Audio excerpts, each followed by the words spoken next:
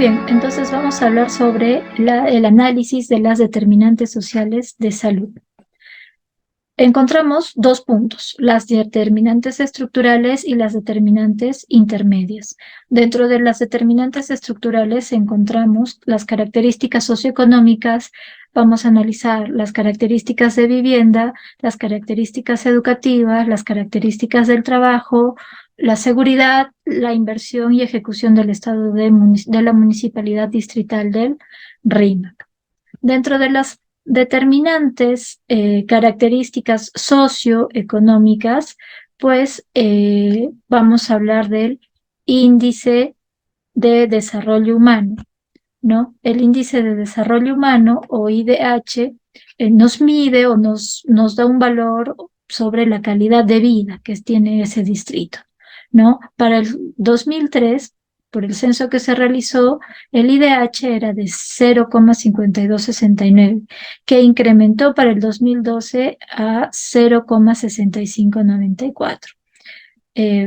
¿Cómo se explica esta mejora? Porque hay componentes que mejoraron, como el ingreso familiar per cápita, que tuvo un gran incremento, la esperanza de vida al nacer igualmente, y un incremento moderado en el RIMAC fue población con secundaria completa. El IDH, comparado con el resto de distritos, también se evidencia una mejora comparativa. En cuanto a la pobreza, se encuentra que en el RIMAC ha disminuido el 21,2% en la incidencia de la pobreza total. ¿Debido a qué? Debido al decremento de los pobres no externos, ¿no? La disminución porcentual relativa fue mayor en pobres externos. La disminución relativa de pobres externos, hablando en porcentaje, es de 28,6% versus los pobres no externos, que es del 20,9%. El NBI, o las necesidades básicas insatisfechas, con al menos uno de los 5 criterios, se evidencia una evolución favorable. Para el año 93 el porcentaje era de 29,2%, para el 2007 era de 21,2% y para el 2017 del 15%. Lo mismo ocurrió también en Lima. Por lo tanto, en el RIMAC, las necesidades básicas insatisfechas es mayor con respecto al promedio de distritos. Aquí podemos observar un plano estratificado a nivel de manzana por ingreso per cápita, y pues globalmente encontramos que el estrato de las familias es medio a mediano bajo, ¿no? También podemos ver aquí en la parte norte que tienen un estrato bajo, ¿no? Muy bien. De las características de la vivienda. De las características de la vivienda se consideraron las necesidades básicas insatisfechas, con los criterios relacionados a vivienda, que son características físicas inadecuadas, el hacinamiento, viviendas sin servicios higiénicos, ¿no? Y bueno, por los censos que ha habido, se evidencia una mejora. Es importante el remanente de casi 10% de criterio de viviendas con hacinamiento. ¿Por qué? Porque el hacinamiento es una determinante para enfermedades infecciosas de tipo, por ejemplo, de tuberculosis, ¿no? Dentro de las características de vivienda, por ejemplo, podemos hablar del tipo de vivienda, ¿no? Del tipo de vivienda nos dice que entre los años 2007 a 2017 se construyeron 9.545 viviendas. Este es un dato del censo del INEI, ¿no? Donde esta cifra está dividida entre casas independientes y departamentos en edificio. También dentro de este tipo de viviendas encontramos viviendas no adecuadas para la habitabilidad. En el 2007 habían 525 viviendas no habitables, y para el 2017 esta cifra bajó a 284, es decir, que hubo una disminución del 46%. De la estructura de la vivienda. De la estructura de la vivienda podemos decir, según el censo, que el análisis se desarrolla en torno a las siguientes variables: paredes, pisos y techo. De la estructura de la vivienda en paredes, el 81% de casas están construidas de ladrillo versus un 8% que están construidas por bloques de adobe. Los pisos, el 47% están construidos de cemento y el 33% de material como losetas, terrazos, cerámicas, entre otros. Los techos, el 70% está construido por concreto armado y el 16% tiene un techo de calamina o de fibra cemento, por citar algunos materiales. Esta construcción se debe o se puede explicar también a que en estos últimos años ha habido migración, ¿no? Por lo tanto ha habido un incremento, pero lo positivo de este análisis es que ya que el mayor porcentaje nos dice que son casas que están construidas de cemento, de ladrillo, de material noble, hay menor o hay una disminución del riesgo de exposición al polvo y esto es favorable porque por lo tanto, hay menos enfermedades respiratorias, ¿no? También dentro de la estructura de la vivienda se habla de luz, agua, alcantarillado en vivienda, ¿no? Para el 2017, el 100% de viviendas se dice que cuentan con alumbrado eléctrico por red pública. El 95% de viviendas cuentan con agua por red pública.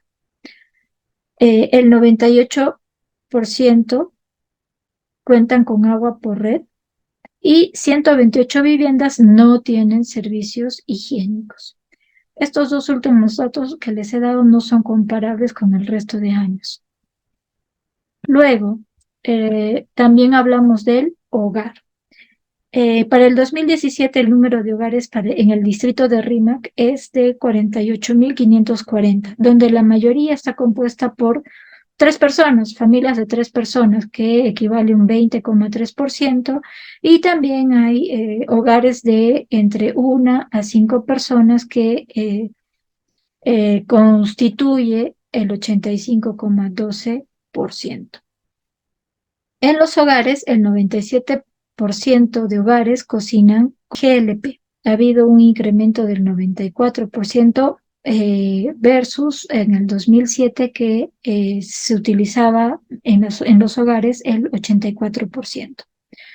¿No? Entonces ha habido un incremento en el consumo de gas. Hay algunos hogares que para cocinar utilizan electricidad, pero es menor, es solamente entre el 2 al 4%, 2% en el 2007 y 4% para el 2017, y ningún hogar utiliza querosene, ¿no? Como combustible para cocinar.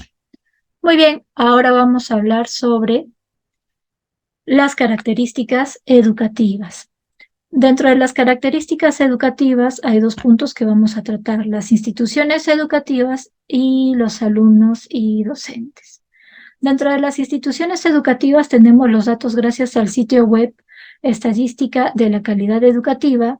Entre los años 2014 y 2018 se encuentra que la oferta no ha variado. Y un dato importante también que tenemos aquí es que en el año 2016 se crea una entidad superior tecnológica para este distrito, ¿no? En este distrito. También encontramos que hay un mayor incremento de entidades alternativas, ¿no? Y también entidades especiales, ¿no? Ha habido una creación de una entidad especial, ¿no? Por lo tanto, nos dice que el distrito del Rímac se está preocupando por incrementar la educación inclusiva. El 61% está conformado por instituciones educativas privadas y el 39% está conformado por instituciones educativas públicas. De los alumnos y docentes. Pues podemos decir que la gestión pública del sector educación contiene mayor cantidad de alumnos y docentes.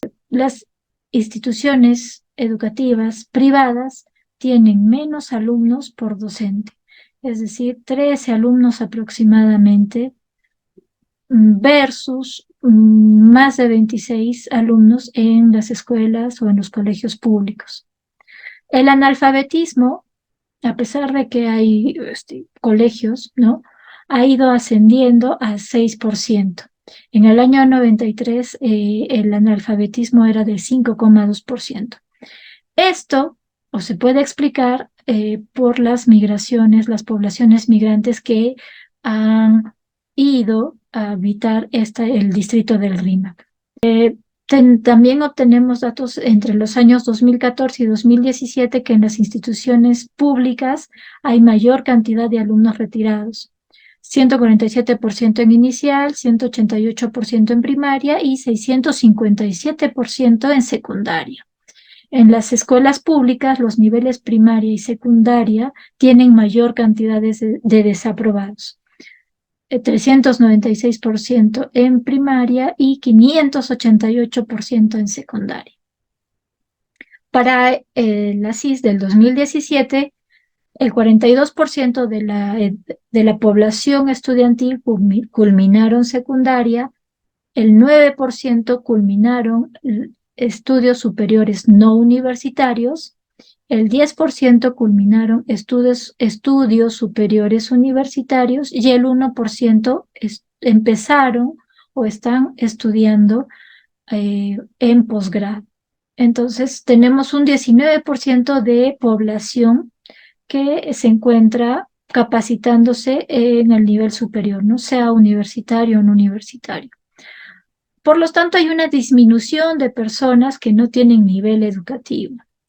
El siguiente punto vamos a hablar sobre las características del trabajo.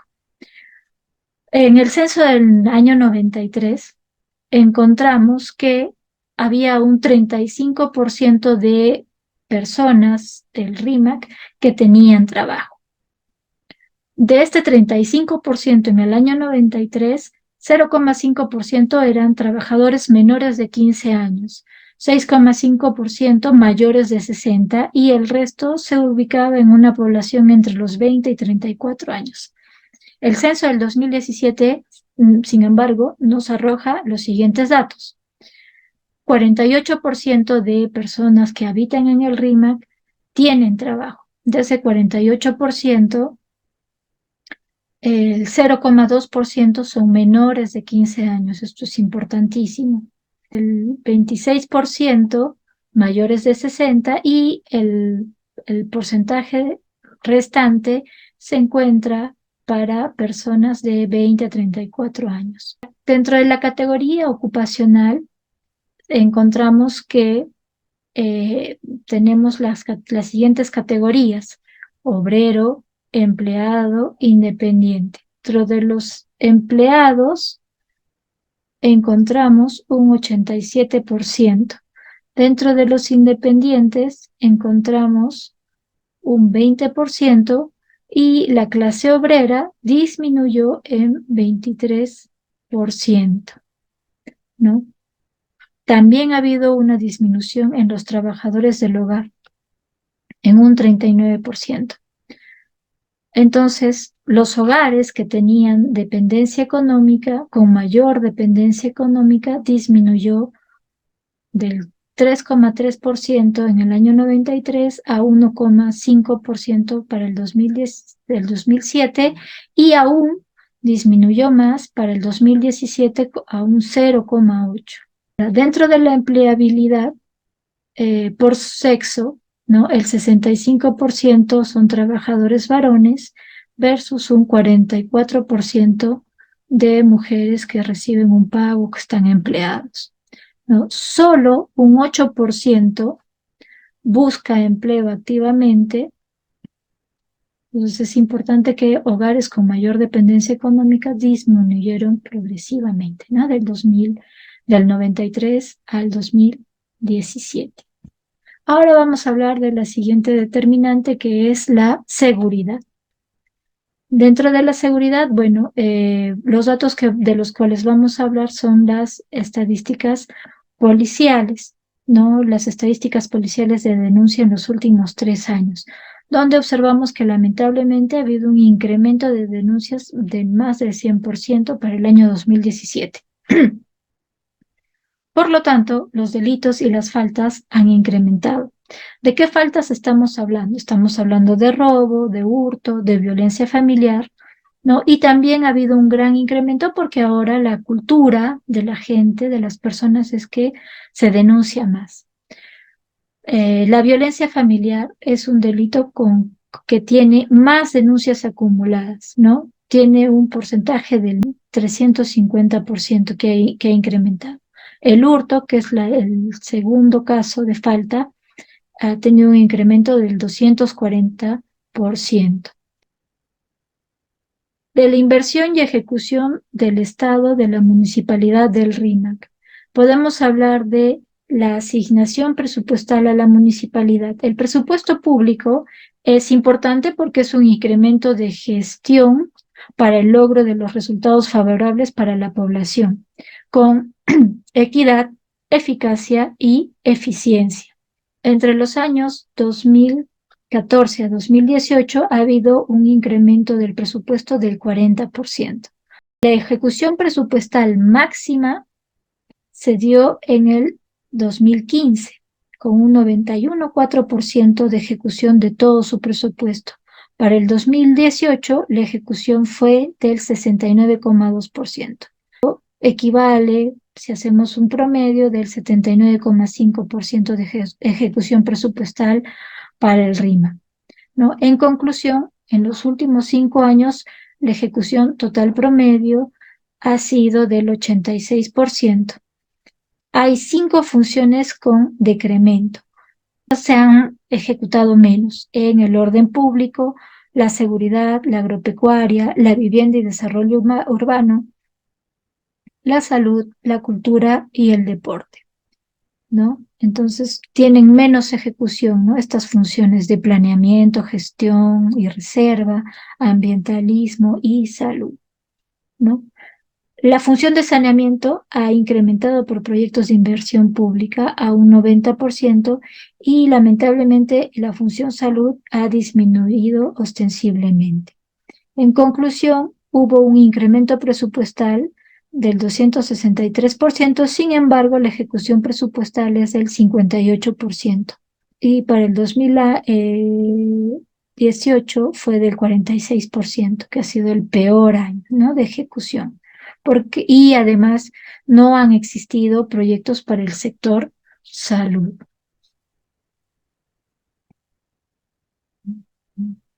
Muy bien, ahora vamos a pasar al segundo punto de estas determinantes, que son las determinantes intermedias. El 2.2 son los determinantes intermedios. Dentro de los determinantes intermedios vamos a hablar de las características socioculturales y de las características del sistema de salud en el territorio. Dentro de las características socioculturales podemos hablar de patrones religiosos, festividades locales, hábitos, costumbres, estilos de vida, distribución de la población. Dentro de los patrones religiosos encontramos que la religión católica es la más frecuente en la población del RIMAC, sin embargo ha descendido del 92% al 80%. Ha habido un incremento en personas que tienen religión cristiana evangélica, el incremento ha sido del 225% y personas del RIMAC sin religión ha habido también un incremento del 400%. Dentro de las festividades locales, es un problema porque las festividades locales traen riesgos por aglomeración, ¿no? Y esta aglomeración puede traer consecuencias como infecciones y el fenómeno de estampida, ¿no? El fenómeno de estampida puede provocar contusiones en las personas.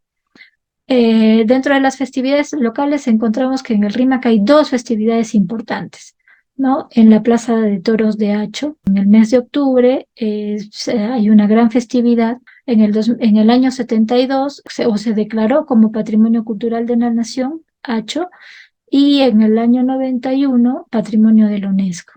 Y también tenemos la fiesta de Ancaes, que es una fiesta tradicional más grande en Lima. Dentro de los hábitos, costumbres y estilos de vida, la población del RIMAC tiene hábitos de urbe, es decir, sedentarismo, malnutrición hipercalórica e hiperlipidémica, es decir, que nos alimentamos mal en el RIMAC. Cantagallo es un espacio físico donde habitan familias de Ucayali, que es está compuesto por una comunidad nativa urbana. Hay más de 200 familias asentadas, son familias Shipibo-Conibo. Y dentro de la distribución de la población, según el tipo de lengua materna, por el censo del 2007 y del 2017, la lengua es el castellano con un 71% y la segunda lengua hablada es el quechua con un 12%. Y en todo este tiempo hay personas que han aprendido el quechua, el aymara y el shipibo. De las características del sistema de salud en el territorio, tenemos el análisis de la oferta y tenemos el análisis de la demanda. Dentro de la oferta, el análisis de la oferta, tenemos el análisis de los establecimientos de salud. El RIMAC pertenece a la DIRIS Lima Norte, ¿no? A las redes integradas Lima Norte. En el RIMAC encontramos 76 establecimientos de salud. 16 no están categorizados, 55 son privados con poca capacidad resolutiva, 39 puestos de salud con categoría 1.1 y 1.2 y 4 puestos de salud con categoría 1.3. Hay 9 establecimientos de salud que trabajan las 24 horas. Dentro de estos 9 establecimientos hay 2 establecimientos de salud que tienen categoría 1.4. Hay un establecimiento del ejército con categoría 1.4 y 5 que tienen menor categoría que también pertenecen al ejército. También vamos a analizar el capital humano en salud. En el MINSA propiamente dicho, ¿no? Existen 527 personas, trabajadores de salud en el MINSA. Dentro de este número, el 70% son nombrados, 17% son locadores por servicios, es decir, terceros, y el 13% tiene un contrato CAS. Dentro de las unidades movibles disponibles, tenemos una ambulancia tipo 1 en los centros maternos y tenemos ambulancias volantes en los demás centros. Del análisis de la demanda de intervenciones sanitarias. Tenemos que existe población afiliada a seguros. Según el censo del 2017, de la población, el 29% tiene SIS, cuenta con el SIS, el 37% cuenta con el seguro de salud, el 4% tiene un seguro de las Fuerzas Armadas o las Fuerzas Policiales, el 5% tiene o cuenta con un seguro privado y el 24% de la población no está afiliada a ningún tipo de seguro. Hay otros que es un 2% que tienen otro tipo de seguros. También se habla de las parejas protegidas. Se incrementó del 291%. ¿Qué significa esta cifra? ¿No? Que en el año 2017 habían 133 parejas protegidas, esto equivalía a un 11%, y para el 2018 ha habido un incremento de 270 parejas se protegen. También hablamos de las gestantes controladas.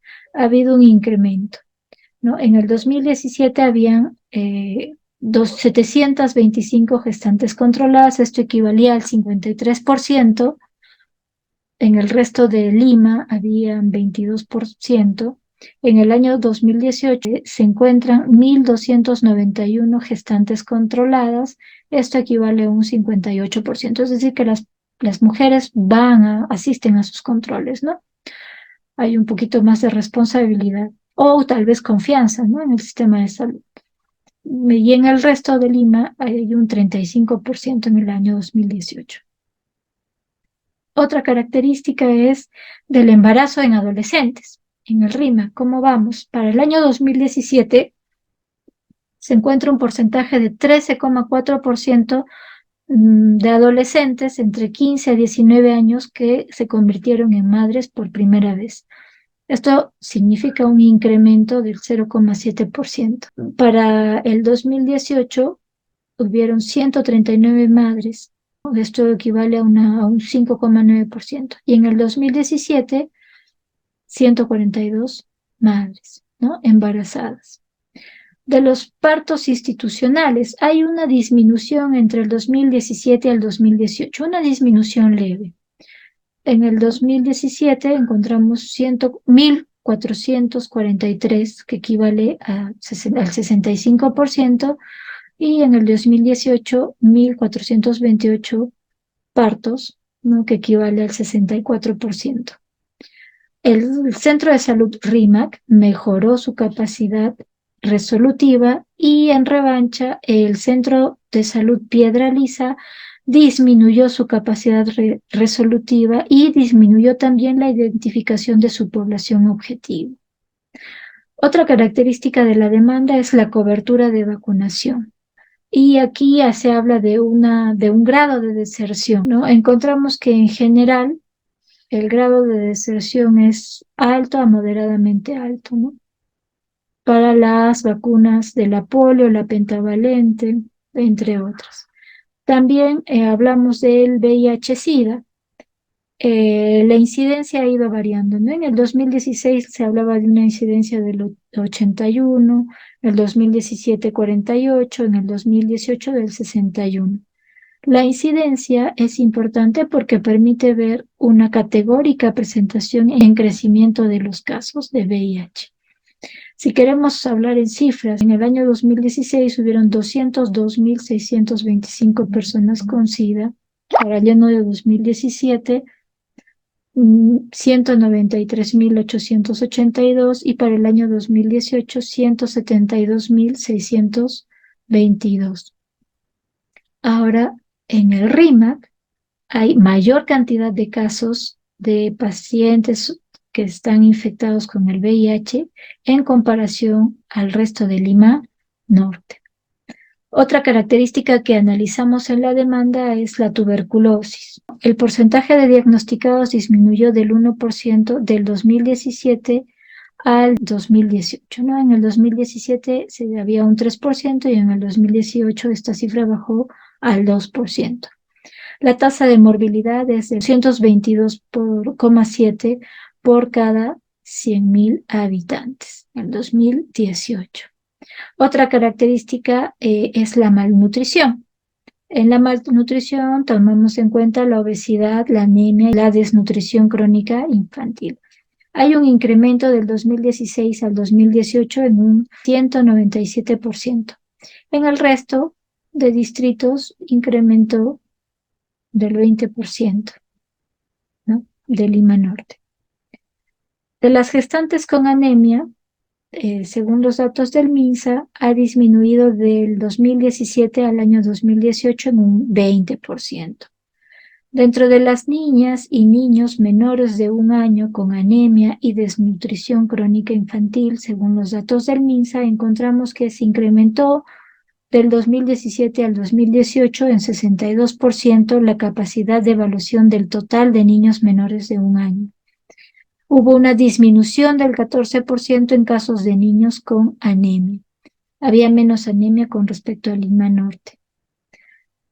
De la desnutrición crónica infantil, DCI, hubo un incremento del 2017 al 2018 en un 68% la capacidad de evaluación del total de niños menores de 5 años.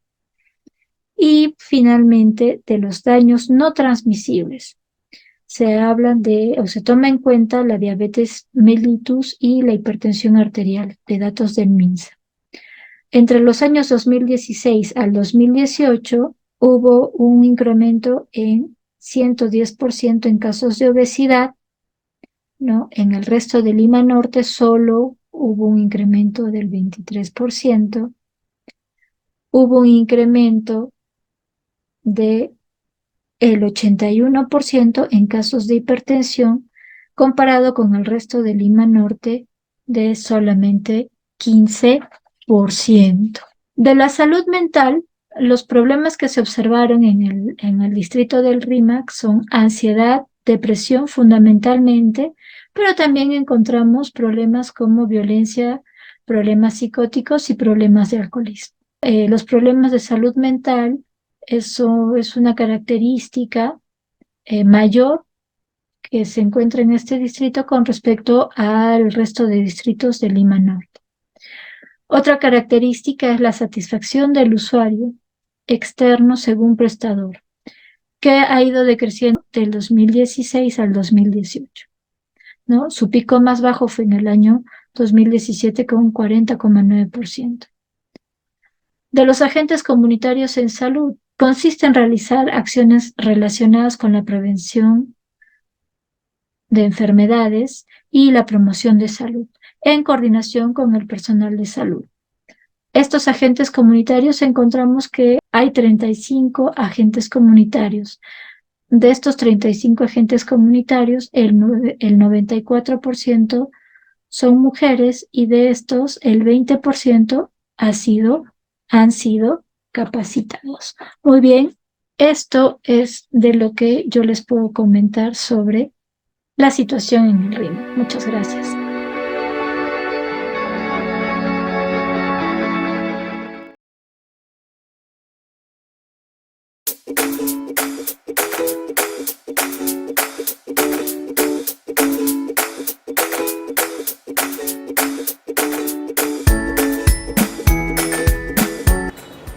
El Ministerio de Salud desde el 2013, recordarán, empezó a trabajar el modelamiento de un programa presupuestal nuevo en lo que era salud mental, que en ese orden del 2015 a la fecha tiene ya implementado más de 200 centros de salud mental comunitarios, son 203 centros de salud mental comunitarios. Y en Lima Norte 9, los problemas de ansiedad, depresión, adicción, tienen una, digamos, exigencia y preponderancia a poder brindar servicios en atención a esta demanda. Quiero agradecer también en la persona de cada uno de los trabajadores y colaboradores del Centro de Salud Mental Comunitario